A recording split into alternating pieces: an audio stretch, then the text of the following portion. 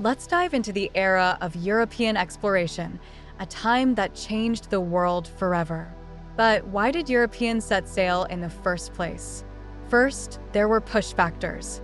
The overland trade routes between Europe and Asia were disrupted as the Mongol Empire declined, and the rise of powerful empires like the Ottoman and Ming made trade more difficult. Europeans needed a new way to get their hands on valuable goods like silk and spices. Then, there were pull factors. The potential for huge economic gain was a major motivation. Europeans were eager to find direct sea routes to Asia, where they could trade for these precious goods without middlemen. Advancements in technology made these explorations possible. New ship designs and tools like the compass and astrolabe allowed sailors to navigate the vast oceans with more confidence. Several key explorers played major roles in this era. Christopher Columbus set out to find a westward route to Asia, but ended up in the Caribbean, paving the way for further exploration of the Americas. Giovanni Caboto, also known as John Cabot, explored Newfoundland, laying the groundwork for British claims.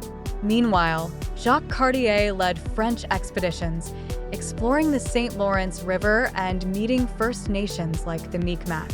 The interactions between First Nations and Europeans were complex. Early encounters often involved trade, with First Nations like the Mi'kmaq exchanging furs for European goods. Some relationships were mutually beneficial, but others led to conflict and tragedy, such as the extinction of the Beothuk people due to disease, loss of resources, and violence.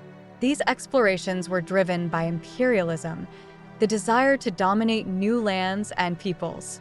Explorers like Cartier and Champlain claimed lands for their monarchs, often ignoring the rights and sovereignty of First Nations. The impact of European exploration on North America was profound. It brought significant changes, especially for the indigenous peoples. The effects of imperialism and the different perspectives of First Nations and Europeans are critical to understanding this history. Finally, let's remember the key figures and events. Jacques Cartier began French claims in Canada, and Samuel de Champlain established Quebec, laying the foundation for New France.